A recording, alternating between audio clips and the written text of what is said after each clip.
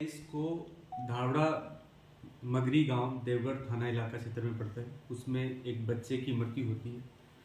उसके बाद 20/11 को 2 बच्चों की डेथ होती है उसी परिवार में। ये सीएमएचओ टीम को सूचना मिलती है 21 तारीख को। उसके बाद में 20 सीएमएचओ के नेतृत्व में एक टीम उस गांव की विजिट करती है। परिवारजनों द्वारा बताया जाता है कि जिन 3 बच्चों की डेथ हुई उनको अंतिम संस्कार किया जा चुका है। उन्हीं के परिवार में एक चौथी बच्ची काली, वो भी बीमार चल रही थी। उसको जिला चिकित्सालय उसके बाद भर्ती कराया जाता है। उसके उपचार का जब अध्ययन किया गया यहाँ पर तो पता चला कि उसको मलेरिया था, जिसका ट्रीटमेंट हुआ, वो ठीक होकर चली गई। उसके बाद में national centre for disease control की टीम और स्टेट की टीम की एक संयुक्त टीम यहाँ पर गांव में विजिट करती है और उन्होंने आसपास के गांव के जितने भी एरिया था उसमें पानी के सैंपल, न्यूट्रिशन वैल्यू, उस परिवार की मेडिकल हिस्ट्री, जो बच्ची जीवित रह गई जिसका अस्पताल में इलाज हुआ उसकी मेडिकल हिस्ट्री, इन सब का एक विस्तृत एनालिसिस करते हैं और एक वर्बल ऑटोप्सी रिपोर्ट तैयार की जाती है जिसमें उनकी मृत्यु के कारणों का विश्लेषण किया जाता है।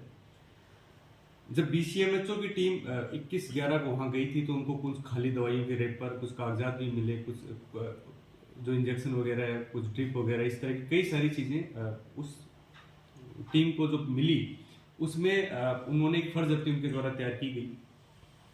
उस फर्ज जब्ती और अन्य जो संबंधित काली के उपचार के दस्तावेज थे उनसे लगभग ये मोटा मोटा एनालिसिस हुआ कि संभवतः उन बच्चों को जो ट्रीटमेंट था वो संभवतः सही नहीं हुआ, उस वजह से उन बच्चों की डेथ हो गई। परिजनों ने पहले भी और उस टीम जो 5 दिसंबर 2023 को एनसीडीसी की टीम गई, संयुक्त टीम गई, उसको भी और पुलिस द्वारा भी कई बार पूछने पर किस डॉक्टर ने इलाज कराया उस बाबत कुछ नहीं बताया।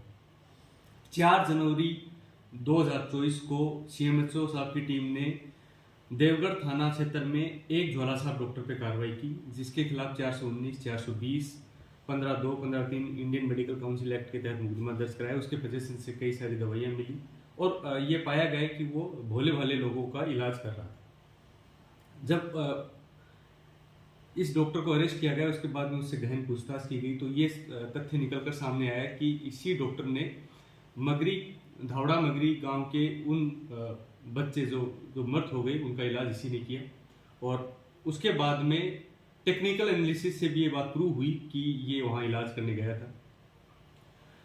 उसके बाद पुलिस ने जो एनसीडीसी और एपिडेमियोलॉजिस्ट इन्वेस्टिगेशन ऑफिसर्स थे उनकी जो संयुक्त टीम की रिपोर्ट थी उस रिपोर्ट को अपने संज्ञान में लिया। जो बीसीएमएचओ के नेतृत्व में टीम गई थी उनके द्वारा जो जब्ती बनाई गई थी उसको अनुसंधान का भाग बनाया गया। यहाँ मेडिकल बोर्ड से एक डिटेल्ड रिपोर्ट प्राप्त की गई जिसमें मृत्यु के कारणों का विश्लेषण किया गया। काली जो उनकी बहन जीवित बच गई थी उसके जो उपचार के कागजात थे उसको शामिल अनुसंधान किया गया। अनुसंधान से ये निष्कर्ष निकला कि उन 3 बच्चों का गलत ट्रीटमेंट हुआ।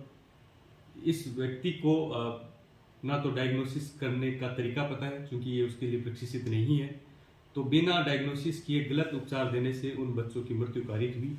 इस कारण से धारा 304 आईपीसी गैर इरादतन मानव वध का दोषी माना गया है, जिसमें इसको अरेस्ट करके इससे अग्रिम अनुसंधान किया जा रहा है।